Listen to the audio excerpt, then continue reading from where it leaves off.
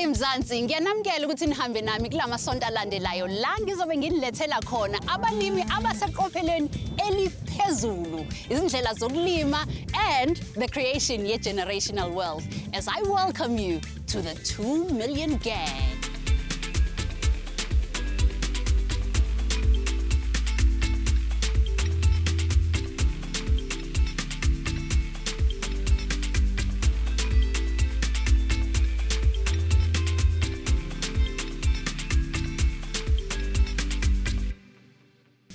Mina ngingumntungwa umlazi kaMashobane ngiphuma emndenini wabantu akade besebenza emaplazini abanye babo beyama subsistence farmers abantu abaningi bacabanga ukuthi ifarming into abantu abamnyama abahlulekayo ukuyenza kodwa mina ngiyazi ukuthi inemivuzo iSenekal akuyona indawo elula ukulima khona uma ungazi ukuthi wenzani ungazithola usewubishini kodwa ke njengamanye amafama awaziyo umsebenzi wawo uClifford uyakwazi ukwenza icebo akabhekile nje into eyodwa ukwenza imali unezinkomo uneziqabu unama crops necontracting company wenza sure ukuthi kuhlale kukhona imali engenayo yingakho nje ekwazile ukusurvive isimiso esikhulu lesi esiphuma kusona uClifford ungumnumzane wekhaya nobaba wezingane ezintathu and uyazithanda izinto ezigijimayo njengami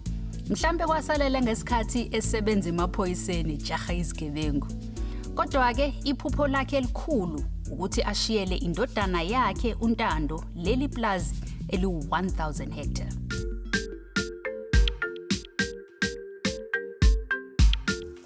Sanibonani bobhuti. Melani. Siyaphila. Clifford. Amnandi kai? Ngicela ukumthatha kancane bhuti kulungile. Okay, ngibide uhlasa uqedela. Ninjani baba? Amnandi kai? Ngijabule kakhulu ukuza lana ngizonivakashela eSenekal. Kodwa ngithuke kanjani bethi Clifford Mthimkulu ngathi hawu siyaphakathe KZN. Phatha sesila eSenekal. Manje ukhule khona la? Ngihole zona mana Senekal eplasini zaLivestock. Okay. Enye into engizwile bhuti ukuthi hayi cha usuke wayenza imisebenzi eminingi. Waqeda isikole, washaya uparamedic, wawuzoba ummeli, ugqoka iblack robe. Kodwa naku manje usufaka ama-overall. Kwenze njani? Hayi, mhlawumbe ngihayene lebhizo yaka egologolo ufihla ke ke plasini mona. Kana kwenze ke etsa boloya. Ulaba mathatha ngana ditšhelete. Ga ka tlameha ho tloella ka lo study marketing, for marketing ke be ke tshwara Peugeot ADT then na ke tshwara Peugeot be ke beya tšhelete hape be ke ya fihla ke lo etsa paramedic Senekal I cha no phuma kude wena iCV yakhe ngakho manje kodwa usula efarm ubekwa yini efarm unama qualifications amangaki ke la ka decide ke bona hore ntate wa ka wa hola ke tla tlameha hore ka tsatsi le leng ke tlo ntshetsa mosebetsi yana hae pele yes manje awungitshele le esikuyona ifarm manje ngayithola kanjani re la ya applyela ho Department of Rural Development and Land Reform ba re fa yona ka 2006 ba re fa yona ka the plus project ya 5 years and then after that by change ba isa lease ya 3 years agreement and of re fa mathata o batla dithuso banka ha ona security mathata and yazi leyo nto leyo inkinga kakhulu especially kwi agriculture ngothola lease iba inkinga njengoba umuzwa nje uBut Clifford kodwa senilapho ke manje unzima idiyisalo hola ha rona because if mobona ono lebitso la rona re ka be mohlomong re khona ho jala holonyana hibile se bile re batle mobu o bombo bantle bone re tabe se rena le security ono tlo etsa dintho di be bobebe hawo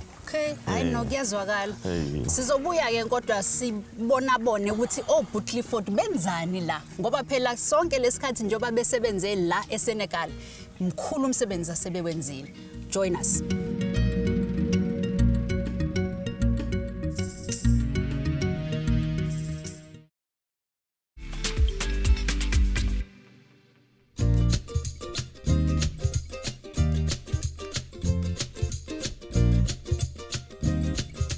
Sisela eFree State eSenekal phakathi indawo esikaze siye kuyona mina qobo lwami kodwa ngoba sila sifuna ukuzwa ama tricks of the trade aphuma kubani a successful commercial farmer. Sicela uba tricks of the trade baba. Sifuna ukufana nawe ngelinye ilanga. All right, now let me teach you how to catch the fish. Oh, okay. Yeah, I'd rather not give you the fish. Yeah, so. Uthi ifama swag lena guys. Ningayibukeli phansi. Yabona menibona umuntu efake i-overall nokwazi ukuthi une-farmer swag.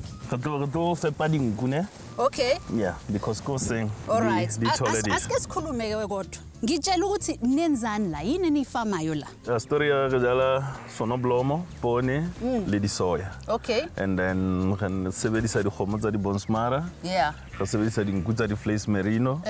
And then the livestock speculation. All right. Utha so sebenza ndoda kufanele sebenza. Yeah, no, sebenza. Okay. Wena?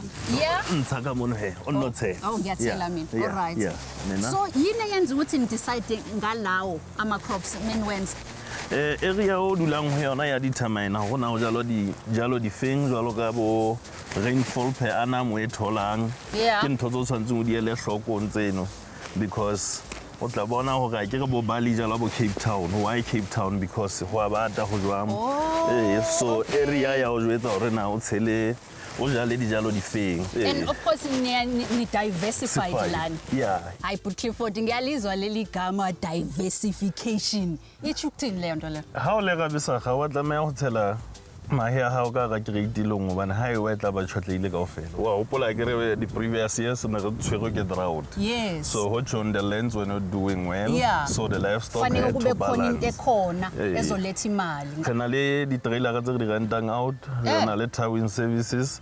We have truck rentals. Yeah. We doing broilers, we doing livestock speculation. Who understand? Ngoba phela ekugcineni i-farming is a business. Khona abantu abanemndeni abadependa kuwena ukuthi wenze sure ukuthi whether there's a drought or not bayahola nje.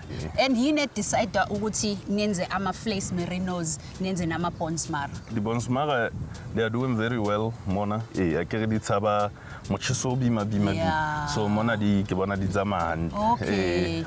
The fleece merino ke di ratela weight.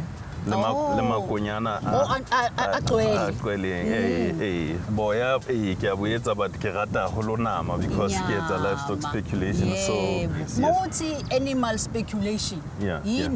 It's like buying and selling. Making them gain weight, then sell them. The khona ho ekeletsa profit. Yes. Okay, so siqedile la but. Yeah, qedile. All right. Yeah, mona it's a crushed maize just to give a bit of roughage because you see now they are not on the field, the livestock it's in the so this way will they get. Lezi zinto ziphuma kwifama yakho. Yes. Kusho ukuthi unama input suppliers osebenza nawo. Ba bapala ka go le kholo a holo besageng because go tshwantse o be le mo rekang mo etsang besaga o be le batho ba di buka ka o fela taba tseo like feeds and what ke di reka African medicines di peo di eng sebedisa Pioneer Panar and those people ba bapala vital role besageng because they always come and have a look hona ntho re seditseng e hlaile o e jetse hantle.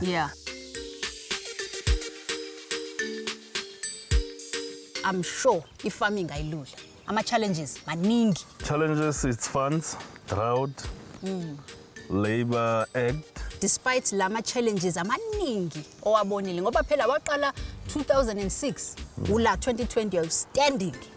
What makes you wake up ekseni ngoba phela uyazi ukuthi uzobusebenza ujuluka ubuka nje idust ingaka kodwa khona into ekuvusayo every day ekuvusayo ivuswa yini? Passion. Yeah. How to I sing o thewela ke mhlomong o sebetsa lo bonisa. Thaba o thabela mosebetsi wa hao le batho ha ba kena sefahleho sa o se bontshele thaba. Everything o khona o bona o sebetsa ka modimo. Bona o nka peo o e kenya mobu. We expect a fly. Isn't that nice? After 7 days, that seed we bona itswa ka mobu. Oh, I love that. Uzwile i-passion. Ikupusha noma kunzima noma kulula and ikakusondeza kuNkulunkulu ubone nature. Hayi ke asiqhubeke siyobona ezinye izinto enzenzayo.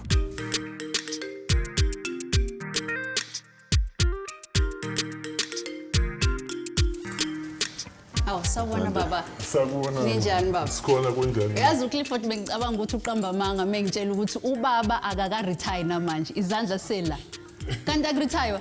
Ne kunjalo mama ke retire maka. U farming Ha o retire farming o loketse o nne o sebetse hobane o tlwaetse ho sebetsa. Vele. Yazi into engingayazi emakhaya. Uyabona uma ubona lo mbala ohlaza, ubona nalo mbala oyelo kule tractor le, uyazi ukuthi usebenza ngama Lamborghini of farming. Le top class ngempela.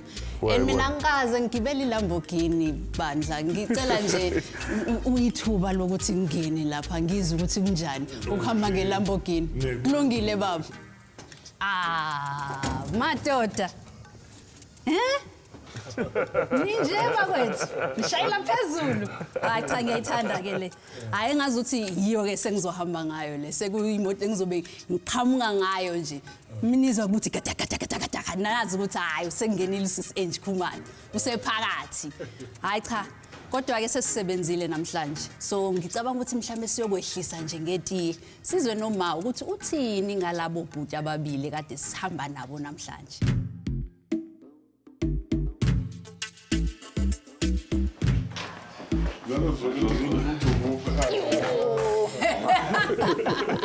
Sawubona baba. Sawubona ninjani kodwa? Hayi no siyaphila ma.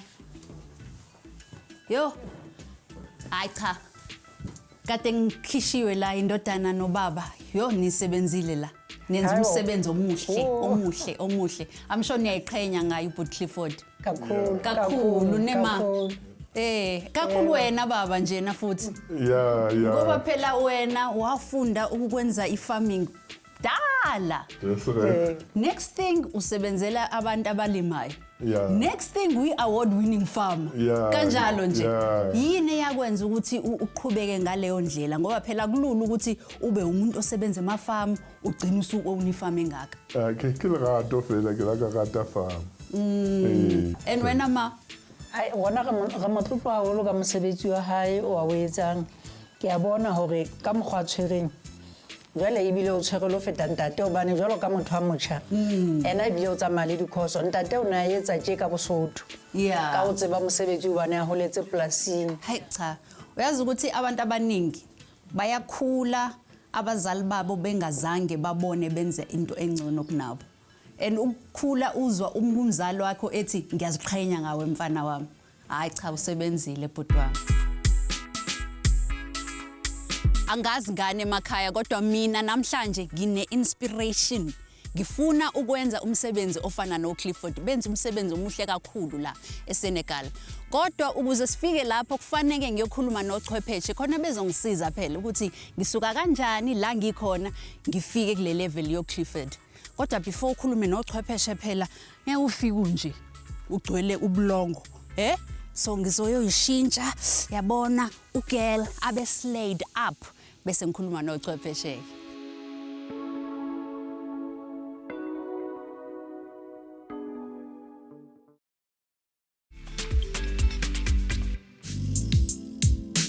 Ngiyabona ukuthi beningangithembi mengintshela ukuthi no farm Julia bayakwazi phela ukudla ukotini njengoba seningibona sengiyismart data senginje.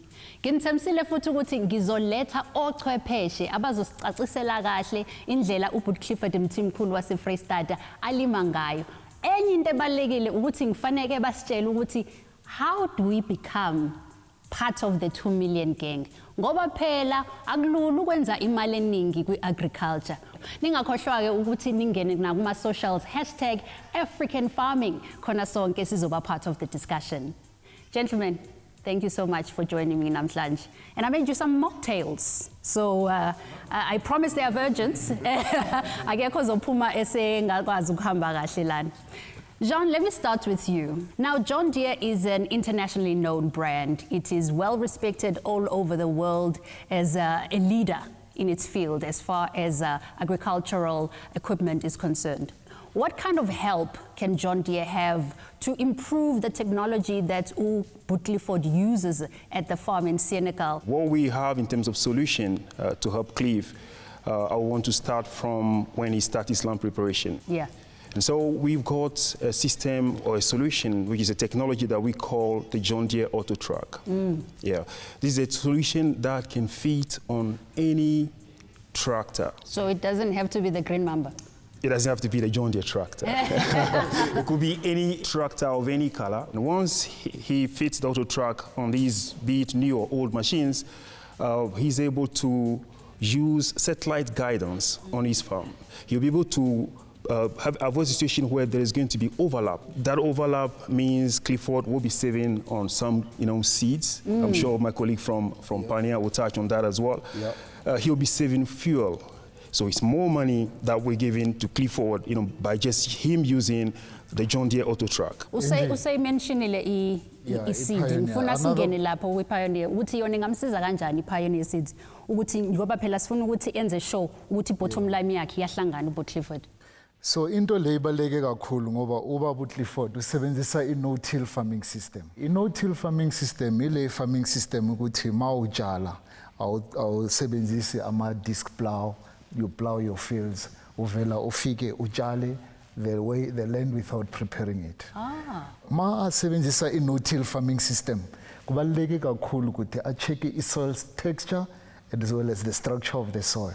Ngoba sometimes umhlabathi uyaqina kakhulu then uthola ukuthi ama-roots akwazi ukungena kahle athole ama-nutrients nemanzi. So thina ku-Pioneer sine-data for different kind of crops that we collect over 3-4 years in different areas of South Africa. So manje siyakwazi ukuthi simchazele wabaClifford ukuthi ku-data yama-varieties wethu i-genetic potential yale variety ikwazi ukuyielda maybe for instance 6 tons per hectare or 7 tons per hectare ma usebenzisa i-system leyofana naleya. Okay. Lo mbila uphinda uthatha uyise kuyinkomo then abantu bofana nabo elanko bangena lapho.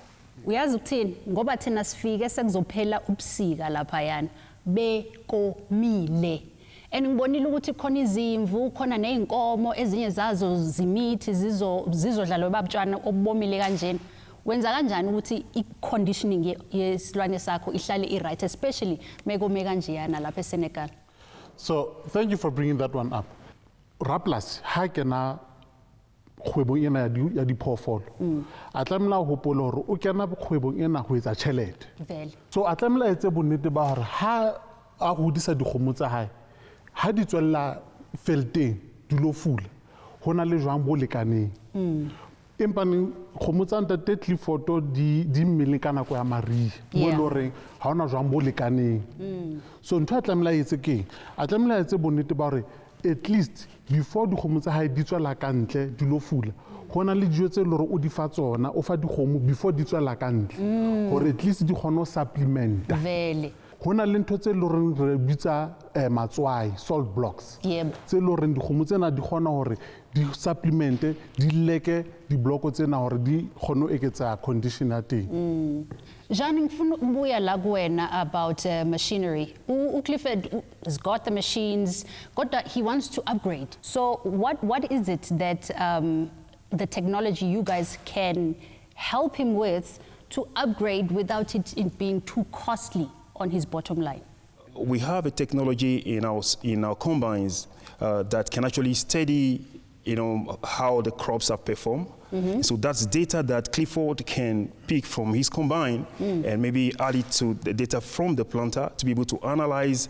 So when he's going to plant next time, he will know, okay, I need this place, less seed, less fertilizer here, more fertilizer here, to optimize the production on his farm. Absolutely. On that note, maybe I'm sitting here and asking myself the question, but before I go on, Angie, your mocktail is, like you say, a nandi. Imnandi, ne? Nandi. It's perfect. I'm just thinking now, if you say, we're looking maybe at the option from Axel, the rental onboarding platform that gives renters and owners of machines the opportunity to rent out the equipment. And I wonder now if we can maybe, so just an informal discussion have with Clifford to get his current harvester onto the platform, rent it out to the other guys in his area. First of all, the other guys are going to benefit far. The farmers emerging, any kind of farmer is going to benefit with that technology already there and the preciseness.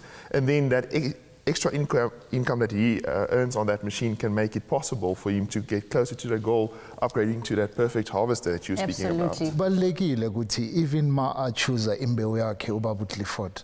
I make sure ukuthi equality in terms of seed treatment technology that has been used izomsiza to give protection against some soil-borne insects, some soil-borne pathogens. Ukuthi le mbewu uma ikhula with strong vigor, develop kahle, akwazi ukuthi ama-plants which can develop well and later give him good and stable yields. And I wanted to ask futhi ngoba ey'lwaneni zabo Clifford, abantu abaningi bayayikhulisa iy'lwane until a certain stage bese beyayidayisa isencane. Uyabona bazise kuma-feedlot, ama-feedlot bese akhuluphalise-ke siqhamuke emabhusha sesizothenga inyama thina.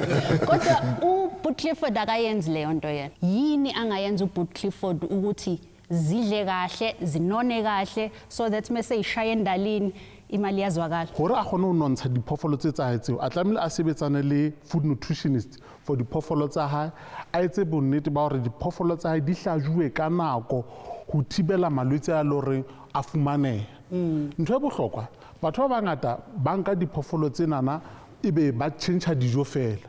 Seo se ka kudisa diphoofolo, so o tlamehile o di transitione Zi-acclimatize kuqala. Yeah. Jean.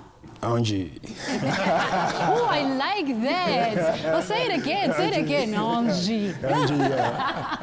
So how would John Deere now help emerging farmers? We've spoken about the lovely technology that John Deere has, but there's a lot of people in the ground roots that want to be able to make use of what John Deere has as technology-wise.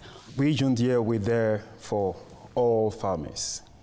And so, especially for the small farmers or smallholder farmers or new era farmers, we've got what we call the John Deere Smart campaign. Clifford and all farmers around Clifford and farmers on the continent should go to the nearest John Deere dealer and inquire about how John Deere can support their operations. We have solutions for all of them. I'm hearing Jean speaking about this, but obviously cost-wise, isn't this where the Axle might come in? So Axle is a platform that was built on a business model to say, we're going to take a medium farmer, a small farmer, emerging farmer, even to the scale of a mega farmer. In this case, Clifford could go onto the system, onto the platform, register either as an owner or as a user, in his case probably a user, and rent out these machines that is probably in his area that we are working towards, and as well get us that same technology that the bigger farmers may use or the commercial farmers already settled with these kind of machines to can be used as the same and get that data, get that stats, get the same precise farming enterprise back as the other guys as well, and use that data for planning for next year, as well as then saving costs, working toward a new budget, saving money and putting money into the goal of reaching that equipment itself. Jean, now we show one more time, Kamalambla. Angie. Nice with bigger. Angie. Mzansi iZulu City, ubuhle bendoda izinkomo zayo. And inibonile nani Boot Clifford Mthimkulu ukuthi cha, leyo nto leyo iqinisile ngempela.